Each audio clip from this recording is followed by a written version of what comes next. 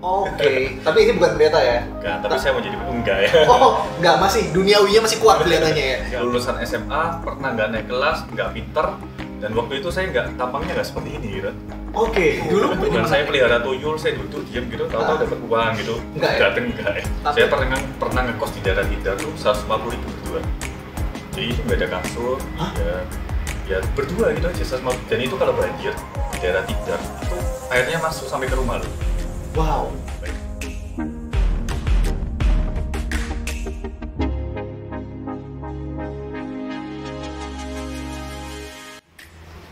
Hai Lifetime Brainer, selamat datang di Lifetime World. Masih bersama saya Aldo Adela. Di podcast kali ini kita kedatangan tamu yang sangat luar biasa, sesosok pria, udah ganteng, pekerja keras, dan hari ini kita bakal ngobrol gimana sih kiat-kiat beliau ini untuk menghadapi masa pandemi, apa usahanya terdampak atau enggak. Sedangkan banyak banget kan dari kita yang mungkin kalau karyawan mengalami dirumahkan, kalau pengusaha omsetnya turun. Langsung aja kita temui, inilah Mr. Daniel Tan. Halo bro.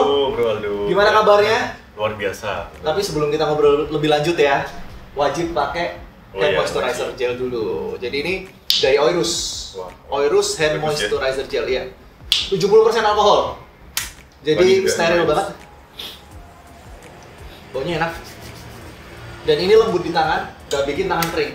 Oirus. Mantap. Oke, sosok Daniel Tan. Mungkin banyak yang belum kenal. Kan kalau kata pepatah, nggak kenal maka nggak sayang ya. Jadi kita harus kenalan dulu siapa sih sosok opa ganteng yang ada di sebelah saya ini. Katanya kayak opa-opa gitu. Opa-opa. Tapi kalau Anda cari Google ya Ah. sebenarnya itu pendeta.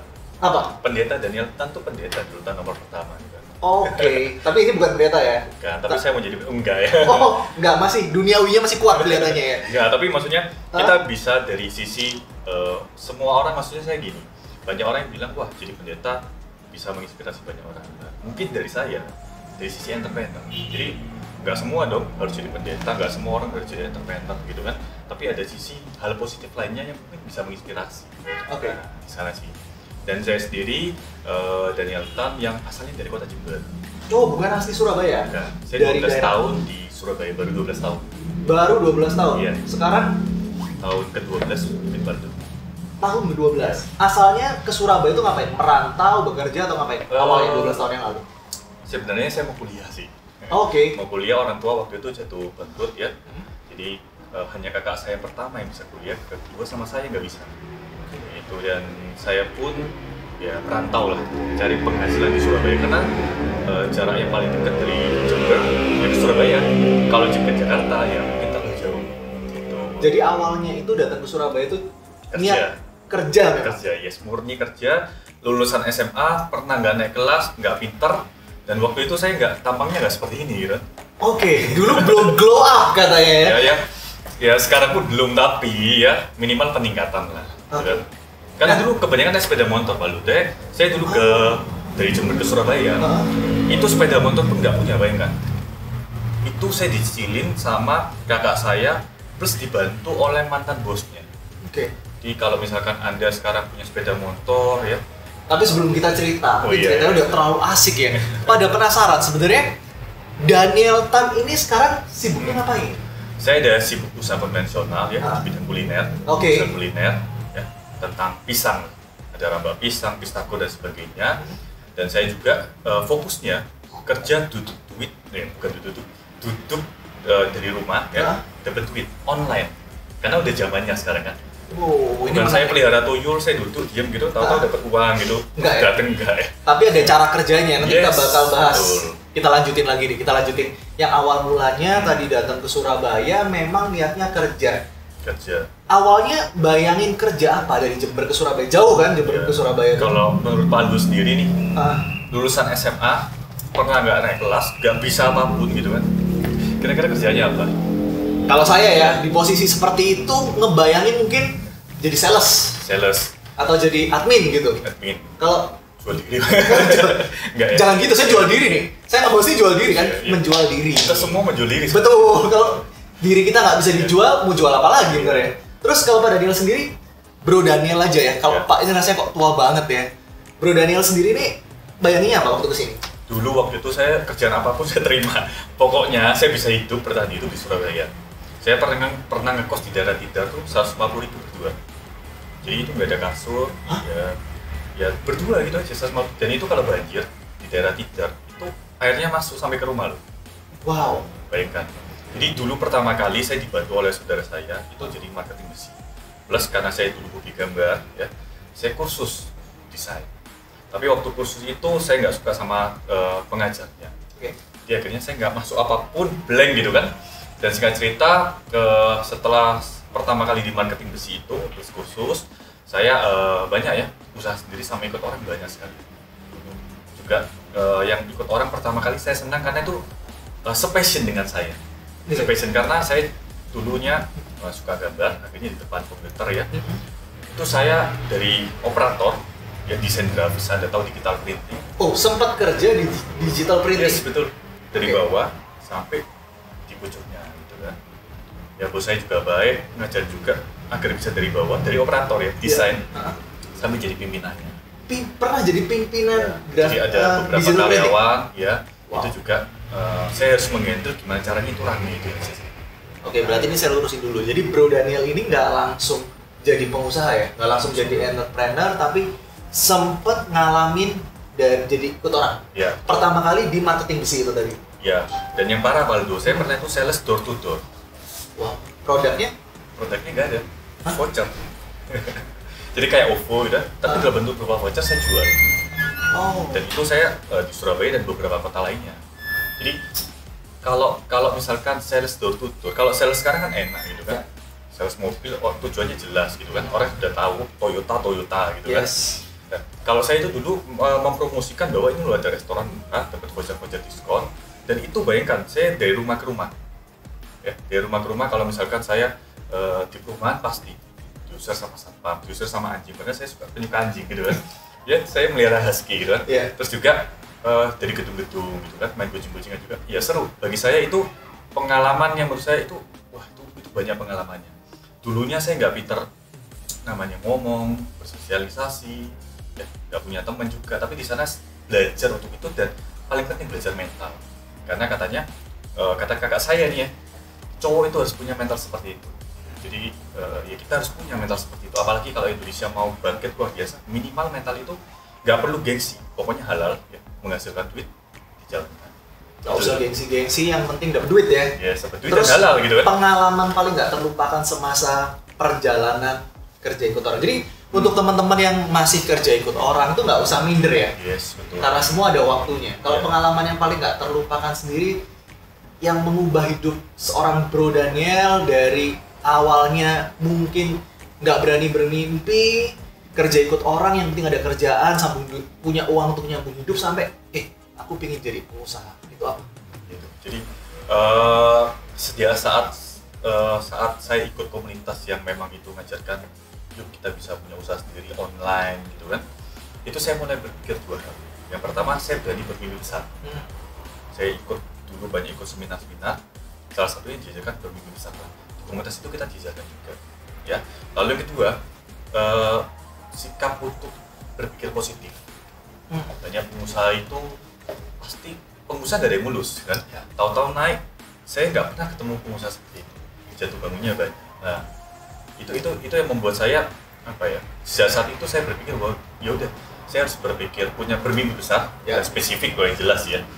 Tujuannya juga mulia gitu kan, plus berpikir positif. Itu yang saya mulai saat itu saya berpikir hidup cuma satu kali, betul kan? Nah, mau berpikir besar, kecil sama saja.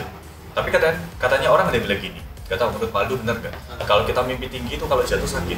Benar, kalau kata pepatah ini baru saya pasti kita satu frekuensi nih, berarti saya baru mau nanya. Banyak orang bro ngomong, ini kita di Surabaya ya, ngomongin bro, cok mimpi molok-molok lah, mimpi molok-molok, lek ceblok itu loro. Ya itu kalau diterjemahin. Ya kalau diterjemahin, jangan mimpi tinggi-tinggi. Kalau mimpi tinggi-tinggi kalau jatuh sakit, gimana nih Bro Daniel untuk? Bagi saya sih mimpi itu sama sih. Mimpi tinggi, mau Anda mimpi kecil pun sakit loh. Gitu ya? Iya. Karena itu cuma sekali, ngapain mimpi kecil-kecil juga gitu. Anda juga jatuhnya sama kok. Tanggung ya? Katanya orang, ini ada kata teman saya, sukses itu susah, tapi lebih susah lagi nggak sukses. Sama-sama susah loh. Kenapa nggak ada sekaligus berpikir untuk sukses daripada berpikir untuk gagal gitu aja. Berpikir untuk impiannya kecil atau impiannya besar. Ya, saya juga banyak sekali banyak jatuh. Dulu pernah banyak sekali ikut orang, konvensional juga banyak. Saya pernah jual gerobak-gerobak, tapi kacau dulu ya. Kacau. Terus saya juga pernah usaha server pulsa sama travel juga. Nah, itu udah mulai menanjak, tapi ada tahu sekarang. Dulu server pulsa itu sejak ada pembatasan klasterisasi kacau. Travel sekarang gimana nasibnya? Dan sekarang pun saya kan usaha kuliner konvensional.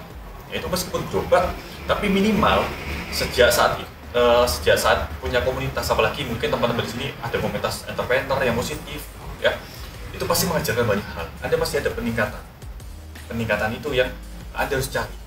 Tapi bro, awalnya kan orang kadang kalau awalnya dari pekerja mau bisnis gitu kan takut bro. Tuh. Kadang mau mulai bisnis nggak ada penghasilan pasti. Ini awalnya Bro Daniel ini gimana dari karyawan ke switch-nya? Ya, kan switch-nya. katanya kalau dari kuadran kiri ke kuadran kanan kan? Betul. Itu gimana tuh ceritanya? Awalnya saya dulu di Gedal itu, saya ditawarkan temen tuh jual pulsa.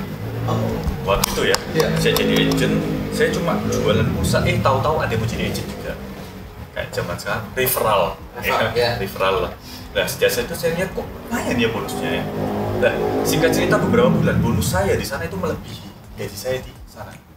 Nah, saya mulai berpikir, kenapa nggak saya bisa referral? Ya, caranya gimana? Saya cari-cari, ternyata saya harus beli namanya software server pulsa. Waktu itu 25 juta di Grapena. Kan? Zaman itu ya? Iya, berapa tahun lalu tuh 25 juta? Mungkin ya sekitar 8 tahun yang lalu. Itu gede banget. Ya, betul. Terus juga beli hardware-nya, ngisi chip satu-satu ya. Saat itu saya mulai berpikir entrepreneur gitu kan. Pada saat itu saya nggak punya modal, tapi modal terbesar itu adalah dari mana? Dari Anda. Ya, katanya Waldo. Ya. Percaya nggak kalau tubuh kita semua dijual itu puluhan miliar. Ada yang jual ginjal, jual. Ya. Tapi Anda ya, nanti yang nonton di sini jangan jualan atau hilang gitu. Bisa, entah itu dari relasi ya. Tahu-tahu waktu itu saya kongsi juga ya. Akhirnya itu berkembang ke server travel juga ya, sehingga sampai sekarang saya pun ya bisa survive di Surabaya. Jadi jangan berpikir tahu-tahu wah Pak Daniel atau Bro Daniel tahu-tahu naik, nggak ada cerita seperti itu. Semua ada prosesnya. Ya, semua ada prosesnya. Oke, dan mungkin dari Bro Daniel sendiri, kalau untuk teman-teman yang ada di rumah ini mungkin yang kerja kayak saya bilang tadi di awal, banyak yang dirumahkan, gajinya nggak dibayar full, atau kalau bisnis bangkrut. Itu menurut Bro Daniel apa yang harus dilakuin di era seperti ini? Yang Anda harus lakukan pertama kali adalah temukan dulu tujuan Anda kenapa kok harus sukses. Itu penting. Anda harus sukses buat apa? Mungkin buat istri Anda, buat calon pasangan Anda, buat anak Anda, buat orang tua Anda, mempensiunkan yang layak. Kalau dulu saya anak muda berpikirnya mungkin kita bisa nunggu sukses, masih umur mungkin 30 gitu kan. Tapi kalau orang tua belum tentu bisa nunggu. Ya. Kalau Anda sudah punya tujuan seperti itu, nanti pasti akan ketemu jalannya. Sambil Anda percaya sama Tuhan, mengandalkan Tuhan, udah itu aja sih. Nanti ketemu aja jalannya, ya tinggal Anda tekunin. Dan saran saya kalau Anda mau benar-benar bisa besar, Anda tekunin bidang tersebut. Ya. Besar, baru Anda mungkin bisa investasi ke yang lain, tapi Anda tekunin satu bidang dulu. Nah, itu sih. Kalau Bro Daniel sendiri, terdampak nggak usahanya konvensional? Sangat terdampak. Jadi makanya itu saya pivot, dan saya saran buat teman-teman yang lain jangan takut untuk pivot. Tutup. Saya punya trainer gym, ya dulunya di gym rame, banyak yang apa ya, di training sama dia. Yes. Di rumah pun sekarang orang takut gitu kan. Di rumah pun takut. Akhirnya dia beralih kemana? Ke makanan mungkin, ke baju mungkin, dan semuanya itu. Ya sekarang saya sarankan untuk online. Nah, sekarang saya lagi fokus untuk mengerjakan dapat duit dari rumah. Jadi bukan ya itu tadi saya katakan dapat duit tahu-tahu kita diem ada tuyul ngirim duit gitu, enggak ya, tapi kerjanya dari rumah. Kita gunakan, manfaatkan media seperti Zoom ya, media online, intinya semuanya online. Yes. Dan saya lagi bentuk kebiasaan sehat itu sih. Nah, menarik banget. Boleh dong Bro, lagi ngerjain apa, ngasih bocoran dikit dong. Online-nya itu seperti apa, kan pada kepo kan online segitu banyak kan pilihan. Banyak. Sering kali online tapi bodong. Abal-abal, yes. Abal-abal. Atau hanya cuma menjual kemitraan, yes, kememberan, nggak bisa lengkap. Kalau Bro Daniel ini gimana? Kasih bocoran dong untuk teman-teman yang ada di rumah. Jadi di perusahaan yang kita lagi fokuskan ini, kita lagi mengembangkan dua. Ya. Yang pertama jalur distribusi. Produk udah disediakan semua, packaging udah disediakan semua, enak. Saya ngurusin itu semua aja pusing gitu kan. Yes. Kalau Anda konvensional, Anda pasti tahu gitu kan. Produk udah disiapkan, inovasi produk udah disiapkan, kode yang qualified, ya udah. Anda tinggal cerita. Dan yang kedua dari sisi e-commerce. Ya. E-commerce ini apa? Anda bisa melakukan semua pembayaran. Mau bayar, contoh lah pulsa Telkomsel 100, di aplikasi kita 96.500. Jadi itu pun orang download gratis ya. Dan kita bisa dapat keuntungan dari sana. Dan enaknya di usaha kita ini kita bisa bantu orang lain juga punya peluang usaha. Itu poin yang paling penting. Karena sekarang kan orang ya, saya survei dari 9 saya yang tanya, mereka tuh 9 orang pasti butuh penghasilan yang lain. Oke. Yang apalagi COVID kayak gini kan. Jadi harus ini menjadi alternatif. Modalnya gede nggak bro? Modal relatif lah. Kalau saya bilang ya, kalau menurut saya Anda konvensional itu modal antara jutaan sampai kan miliaran. Yes. Atau Anda beli franchise di luaran ya. Itu sorry ya, saya sendiri baru buka gerobak. Itu modalnya puluhan juta sampai ratusan juta. Karena kenapa? Di balik layarnya itu, Anda lihat sendiri aja gerobak yang bagus aja berapa? Ya. Minimal puluhan juta lah. Tapi kalau ini di bawahnya Pak Dun. Oke. Mau gabung Pak? Boleh, nanti kita ngobrol setelah syuting ini ya? Yes. Nah, intinya kita bantu orang fokus di online, punya penghasilan. Online, fokus di online dan punya penghasilan. Nah, nanti kita bakal kupas lagi di episode-episode selanjutnya. Yes. Boleh? Siap. Bro Daniel diundang lagi? Boleh. Boleh ya? Ya. Terakhir dong kasih pesan-pesan untuk teman-teman yang ada di rumah. Oke teman-teman, namanya pengusaha, Anda mungkin di sini ingin jadi namanya entrepreneur ya. Entrepreneur itu apa sih? Sebenarnya entrepreneur bukan yang sukses tapi ada jatuh bangun. Ya. Untuk bangkit lagi gimana? Ya. Anda harus temukan alasan kenapa Anda harus bangkit. Tujuan yang spesifik. Kalau Anda sudah punya tujuan yang spesifik, plus Anda percaya sama Tuhan, ya mengandalkan yang di atas. Karena kenapa? Kekuatan di atas nggak terbatas. Anda pasti akan ketemu jalannya dan Anda bisa tekuni usaha tersebut. Jadi mungkin itu aja dari saya, Bro Aldo. Oke, jadi seperti kata Bro Daniel tadi, Mr. Daniel Wih, tentukan tujuan Anda. Jangan menyerah karena di mana ada kemauan, di situ ada jalan. Pasti. Sekali lagi terima kasih Bro Daniel udah hadir di podcast kali ini. Semoga kita bisa ketemu lagi. Dan demikianlah episode podcast dari Lifetime World kali ini. Pastikan subscribe channel ini dan saksikan terus podcast-podcast selanjutnya. Karena di podcast selanjutnya kita bakal punya bintang tamu yang gak kalah luar biasa, di mana kita akan berbagi motivasi, berbagi semangat. Dan pastinya semoga podcast ini berguna untuk teman-teman semua. Saya Aldo Adela. Thank you so much. Ciao.